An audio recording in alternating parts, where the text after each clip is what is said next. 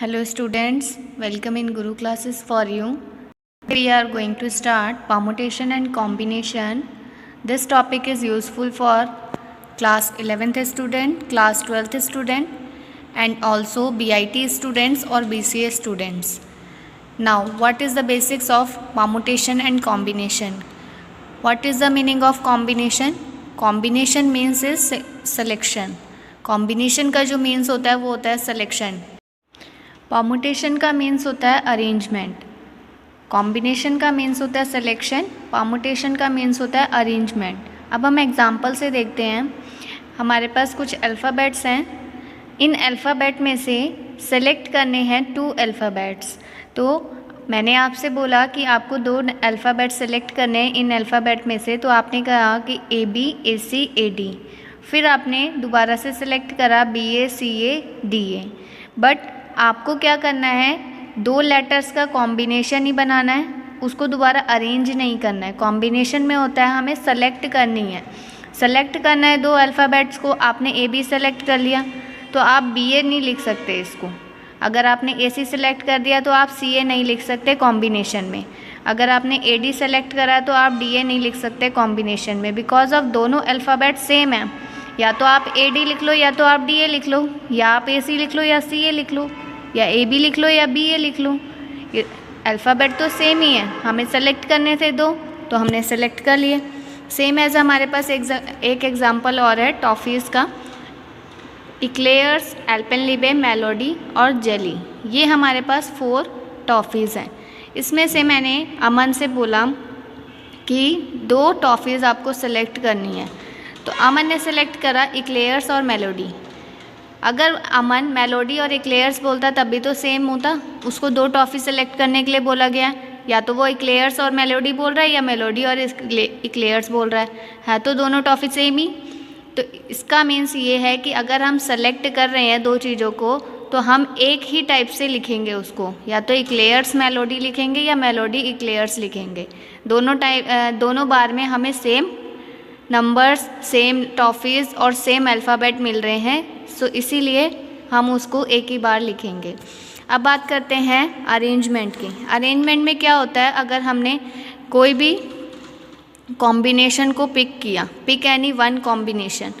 यहाँ हमने एग्जांपल देखा था AB वाला, हमने AB कॉम्बिनेशन लिया था, इसको हमने पिक किया अरेंजमेंट के लिए। अरेंजमेंट मीन्स परमुटेशन शो करने के लिए हमने AB लिया। अब हम AB को कितने टाइप से अरेंज कर सकते हैं, ये परमुटेशन का पार्ट होता है। कॉम्बिनेशन का पार्ट होता है सिलेक्शन करना, तो हमने AB सेलेक्ट कर लिया। अब अरेंजमेंट का जो पार्ट होता है उसको हम किस टाइप से अरेंज कर सकते हैं, 2 अगर हमने लेटर सेलेक्ट करे हैं तो उसको हम किस किस टाइप से अरेंज कर सकते हैं।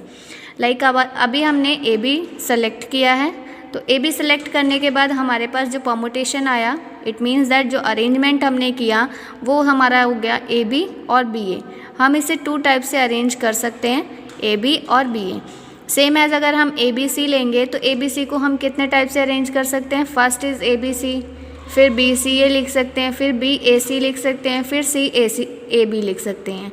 इस टाइप से हम अरेंजमेंट करते हैं कुछ भी अगर हमें गिवन होता है। लाइक हमारे पास टॉफ़ीज़ गिवन है, इक्लेयर्स, मेलोडी, जो भी आपके पास टॉफ़ीज़ गिवन है, 4 टॉफ़ीज़ गिवन है, इक्लेयर्स, एल्पेनलिबे, मेलोडी, जेली। इनमें से मैंने आपसे कहा 2 टॉफ़ीज़ सेलेक्ट करनी है, तो आपने सेलेक्ट कर ली इक्लेयर्स और मेलोडी, ये हो गया आपका कॉम्बिनेशन। अब मैंने आपसे बोला इसे अरेंज करना है, तो आप कैसे कैसे अरेंज कर सकते हो, या तो आप इक्लेयर्स मेलोडी बोलोगे या मेलोडी इक्लेयर्स बोलोगे। This is the permutation part. जब हम अरेंज करते हैं किसी चीज़ को तब हम उसे परमुटेशन बोलते हैं, जब हम सेलेक्ट करते हैं तो उसे कॉम्बिनेशन बोलते हैं। नाउ नेक्स्ट पार्ट है हमारा फंडामेंटल प्रिंसिपल ऑफ काउंटिंग। ये एक फंडामेंटल प्रिंसिपल ऑफ काउंटिंग है जो परमुटेशन और कॉम्बिनेशन का पार्ट है। With the help of this principle हम क्वेश्चन को सॉल्व करते हैं। अगर हम एग्जाम्पल देखें, एक एग्जाम्पल लिया हमने, अमन हैज़ 3 पैंट्स एंड 2 शर्ट। अमन के पास 3 पैंट्स हैं और 2 शर्ट्स हैं, तो वो कैसे, किस वे में इनको अरेंज कर सकता है, किस वे में इनको वियर कर सकता है। लाइक अगर हमारे पास 3 पैंट्स हैं तो P1, P2, P3 हमने ले लिया। According to fundamental principle of counting हमने क्या किया, P1, P2, P3 ले लिया। अब P1 के साथ हमारे पास 2 शर्ट्स हैं। P1 के साथ या तो वो S1 पहनेगा या तो S2 पहनेगा। सेम एज़ P2 के साथ या तो वो S1 पहनेगा या तो वो S2 पहनेगा। P3 के साथ वो तो S1 पहनेगा या तो S2 पहनेगा। तो जो हमारा कॉम्बिनेशन बन गया, हमने सिलेक्शन किया यहाँ पर, ठीक है, सिलेक्शन किया तो हमारा जो कॉम्बिनेशन बन गया वो बन गया हमारे पास P1 S1, P1 S2, P2 S1, P2 S2, P3 S1, P3 S2। ये हमारे सारे कॉम्बिनेशन बन गए। और ये जितने कॉम्बिनेशन बने हैं हमारे पास, तो ये हमारे पास आ गया 6। इट मीन्स दैट अमन जो है वो 3 पैंट्स और 2 शर्ट को 6 वेज में कैरी कर सकता है, 6 वेज में वियर कर सकता है, ठीक है। अकॉर्डिंग टू फंडामेंटल प्रिंसिपल इसको हम इजी बना सकते हैं। ये तो हमने पूरा मेथड देख लिया कि किस तरह से हम कॉम्बिनेशन को सॉल्व कर सकते हैं, ठीक है। अब हम यहाँ लिख देंगे so number of possible ways in which Aman can wear 3 pants and 2 shirt is equal to 6 ways. 6 ways हो जाएंगे जिस तरह से अमन वियर कर सकता है 3 पैंट और 2 शर्ट्स को। अगर हम फंडामेंटल प्रिंसिपल काउंटिंग से देखें तो फंडामेंटल प्रिंसिपल ऑफ काउंटिंग क्या कहता है, जितने आपको नंबर ऑफ आर्टिकल्स दे रखे हैं उन दोनों को आपको क्या करना है, मल्टीप्लाई कर देना है। जैसे आपको 3 पैंट्स और 2 शर्ट दे रखे थे तो आपको 3 × 2 कर देना है, डायरेक्ट आपका आंसर आ जाएगा 6। ये फंडामेंटल प्रिंसिपल ऑफ काउंटिंग के बेस पर हमने इसे सॉल्व कर लिया। This is the easy method for combination and permutation. अब हम यहाँ पर जो 3 देख रहे हैं ये है 3 veg in which he can wear 3 pants. जिस तरह से 3 वेज हैं जिसमें अमन जो है वो 3 पैंट्स को वियर कर रहा है, और 2 वेज हैं जिस तरह से अमन वियर कर रहा है 2 शर्ट्स को। This is the fundamental principle of counting. Next example है हमारे पास 2 स्कूल बैग्स हैं, 3 टिफ़िन हैं और 2 वॉचेज़ हैं। इसको किस तरह से हम कंबाइन कर सकते हैं, किन वे से हम इसे हैंडल कर सकते हैं, ये चीज़ हमें दिखानी है। अगर हम फंडामेंटल प्रिंसिपल ऑफ काउंटिंग के अकॉर्डिंग देखें तो हम इसे डायरेक्ट 2 × 3 × 2 करके आंसर निकाल सकते हैं। तो हमारे आ गए 12 वेज आ गए जिस तरह से हम इन्हें ले सकते हैं, यूज़ कर सकते हैं। अगर हम ट्री मेथड से देखें तो ट्री मेथड से हमारे पास 2 बैग्स हैं, B1 और B2, ठीक है। B1 के साथ हम T1, T2, T3 तीनों टिफ़िन लेके जा सकते हैं। कभी हम T1 ले गए, T2 ले गए, कभी T3 ले गए। सेम एज़ B2 के साथ भी सेम होगा, T1 ले जा सकते हैं, T2 ले जा सकते हैं, T3 ले जा सकते हैं। सेम एज़ अगर हम T1 के साथ देखें तो हम 2 वॉचेज़ को वियर कर सकते हैं, 2 वॉचेज़ लेके जा सकते हैं। T2 के साथ भी 2 वॉचेज़, T3 के साथ भी 2 watches, same as T1, T2, T3 के साथ 2 वॉचेज़ लेके जा सकते हैं। तो जो हमारा कॉम्बिनेशन बनेगा वो बनेगा हमारे पास B1 T1 W1, B1 T1 W2। सारे कॉम्बिनेशंस हमने ऐसे राइट कर लिए यहाँ से देखकर, और जो हमारे पास ये काउंट करेंगे हमारे पास जो वेज आ जाएंगे वो आ जाएंगे 12 ways. This is the long method and principle of fundamental principle of counting से हम इजीली इसे सॉल्व कर सकते हैं। इसमें थोड़ा सा आपको टाइम लगेगा ट्री मेथड में, बट जो फंडामेंटल प्रिंसिपल ऑफ काउंटिंग है इसमें आपको टाइम नहीं लगेगा। नेक्स्ट क्वेश्चन है हमारे पास, find the number of 4 letter words with or without meaning which can be formed out of the letters of the word rose where the repetition of letter is not allowed। अब आपको यहाँ पर इस क्वेश्चन में बोला गया है कि आपको 4 लेटर वर्ड अरेंज करना है, बनाना है, ठीक है, जिसका मीनिंग हो भी सकता है विद और विदाउट मीनिंग, मीनिंग हो भी सकता है और मीनिंग नहीं भी हो सकता है। Which can be formed out of the letters of the word. आपको इस रोज़ लेटर से, इस रोज़ वर्ड से आपको 4 लेटर वर्ड बनाना है जिसका मीनिंग हो भी सकता है और नहीं भी हो सकता है। और रिपीटेशन यहाँ पर अलाउड नहीं है। अगर आपने एक बार आर ले लिया तो आप दोबारा से आर नहीं ले सकते। अगर आपने ओ पहले ले लिया तो आर ओ को आप दोबारा से नहीं ले सकते। तो इसको हम करेंगे बॉक्स मेथड से। बॉक्स मेथड होता है हमारे पास, अगर हमें 4 लेटर वर्ड्स बनाना है तो हमने 4 बॉक्सेस यहाँ पर ड्रॉ कर लिए। 4 बॉक्सेस ड्रॉ कर लिए, इट मीन्स दैट अगर हम आर की पोजीशन देखें, अगर हम आर को फिल करना चाहें तो आर को हम कितने वेज से फिल कर सकते हैं इस बॉक्स में? 4 वेज से फिल कर सकते हैं। बिकॉज ऑफ हम कहीं पर भी आर को फिल कर सकते हैं, ठीक है। अगर हमने आर को फिल कर लिया फर्स्ट बॉक्स में, इट मीन्स दैट यहाँ पर आर आ गया, अब हमारे पास 3 बॉक्सेस बच गए, ठीक है। बट हमें यहाँ पर क्या देखना है, कितने वेज से हम आर को फिल कर सकते हैं। तो आर को हम यहाँ पर 4 टाइप से फिल कर सकते हैं। मतलब फर्स्ट बॉक्स को आप कितने टाइप से फिल कर सकते हो, यहाँ पर हमें बॉक्सेस के अकॉर्डिंग देखना है। जितने आपके पास लेटर्स हैं तो आप उस बॉक्स को, फर्स्ट बॉक्स को आप उतने ही वेज से फिल कर सकते हो। 4 लेटर्स हैं आपके पास, तो फर्स्ट बॉक्स को आप 4 लेटर से फिल कर सकते हो, 4 वेज से फिल कर सकते हो। बिकॉज ऑफ आप यहाँ पर आर भी ले सकते हो, ओ भी ले सकते हो, एस भी ले सकते हो और ई भी ले सकते हो। तो हम इस फर्स्ट बॉक्स को कितने वेज से फिल कर सकते हैं, 4 वेज से। अब हम बात करते हैं इस बॉक्स की। इस बॉक्स की अगर हम बात कर रहे हैं तो अगर मैंने यहाँ पर जो क्वेश्चन है उसमें बोला गया है कि रिपीटेशन अलाउड नहीं है। तो आपके पास अगर रोज़ है, रोज़ आपके पास लेटर है, वर्ड है, आपने क्या करा, फर्स्ट बॉक्स में आपको पता है कि आप 4 वेज से भर सकते हो। या तो आप आर लिखोगे, या तो ओ, या तो एस, या तो ई लिखोगे, ठीक है। अगर मैंने मान लिया कि आपने यहाँ पर आर लिख लिया है, तो अभी आपके पास कितने लेटर्स बचे हैं, 3 लेटर्स बचे हैं। 3 लेटर्स बचे हैं, इट मीन्स दैट ये जो बॉक्स है आपके पास ये जो बॉक्स है, आपको कितने वेज से आप इसे फिल कर सकते हो, 3 वेज से। क्योंकि यहाँ पर या तो आप ओ लिख सकते हो, या तो एस, या तो ई लिख सकते हो। तो 3 वेज हो गए इस सेकेंड बॉक्स को फिल करने के। फिर ये बॉक्स आता है आपके पास। अब आपने मान लिया कि यहाँ पर आपने ओ ले लिया था, ठीक है।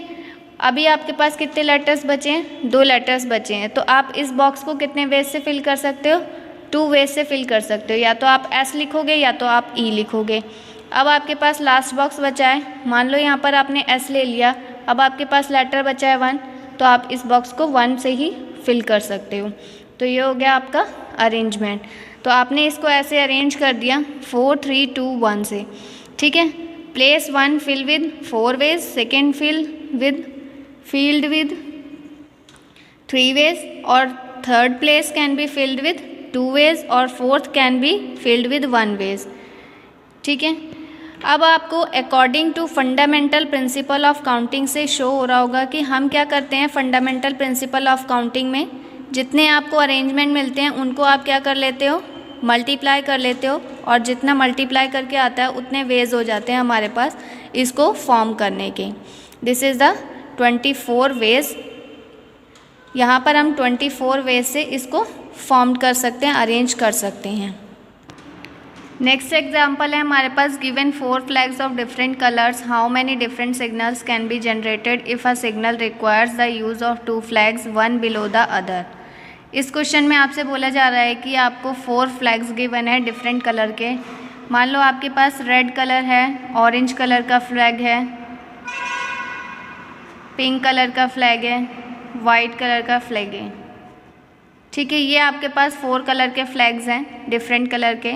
How many different signals can be generated if a signal, आपको एक signal, a signal it means that एक सिग्नल ड्रॉ करना है, मतलब एक सिग्नल बनाना है, ऐसा एक सिग्नल बनाना है जिनमें 2 कलर के फ्लैग यूज़ कर रहे हैं, ठीक है। 2 फ्लैग्स का यूज़ किया जा रहा है, the use of 2 flags one below the other, एक के नीचे एक फ्लैग का यूज़ किया जा रहा है, मतलब 2 फ्लैग्स का यूज़ किया जा रहा है। और हमारे पास जो फ्लैग हैं वो 4 फ्लैग हैं डिफरेंट कलर के, ठीक है।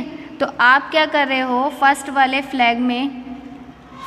फ्लैग को कितने वेज से फिल कर सकते हो, या तो आप यहाँ पर रेड कलर लिखोगे, ठीक है, या तो आप रेड कलर ले सकते हो, या ऑरेंज, या पिंक, या वाइट।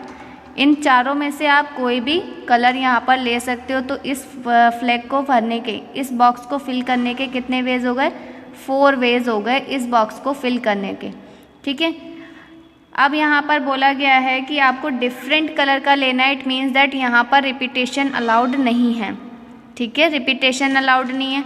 तो आपने मान लो यहाँ पर रेड कलर का फ्लैग ले लिया है, तो अब आपके पास कितने फ्लैग्स बचे हैं, 3 फ्लैग्स बचे हैं। तो इस बॉक्स को आप कितने वेज से फिल कर सकते हो, 3 वेज से फिल कर सकते हो, ठीक है।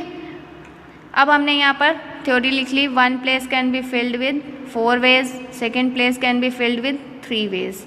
तो by fundamental principle of counting से अब आप यहाँ पर कह सकते हो कि 4 × 3 = 12 वेज। कितने वेज हो जाएंगे यहाँ पर हमें इस सिग्नल को बनाने के? 12 वेज हो जाएंगे।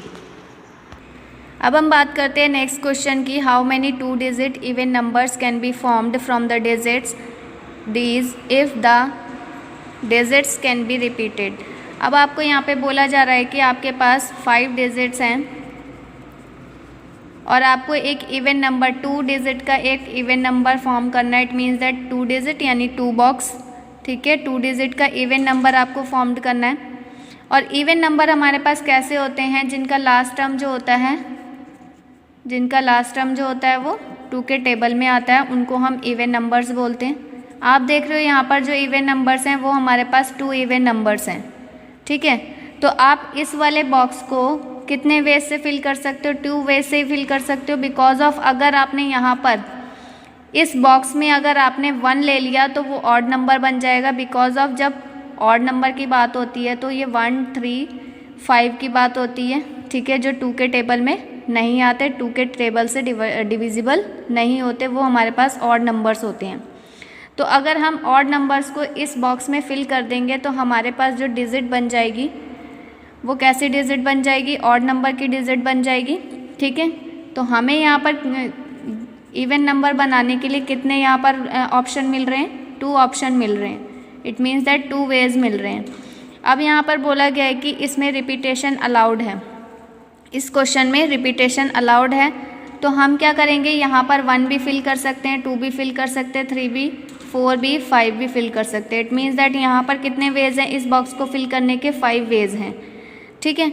तो हमने सेम एज यही लिखा है, यहाँ पर इस बॉक्स को फिल करने के 5 वेज हैं और इस बॉक्स को फिल करने के 2 वेज हैं। बिकॉज ऑफ हम यहाँ पर 2 या 4 ही ले सकते हैं, ऑड नंबर लेंगे तो यहाँ पर हमारे पास ऑड डिजिट नंबर बन जाएगा यहाँ पर।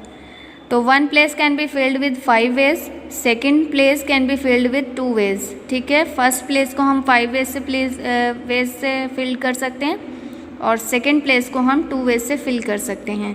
Bye fundamental principle of counting, अगर हम फंडामेंटल प्रिंसिपल ऑफ काउंटिंग से देखें तो हमारे पास जो आंसर आएगा 5 × 2 = 10। तो ये हमारे पास वेज हो जाएंगे जिससे हम डिजिट बना सकते हैं इवन नंबर की।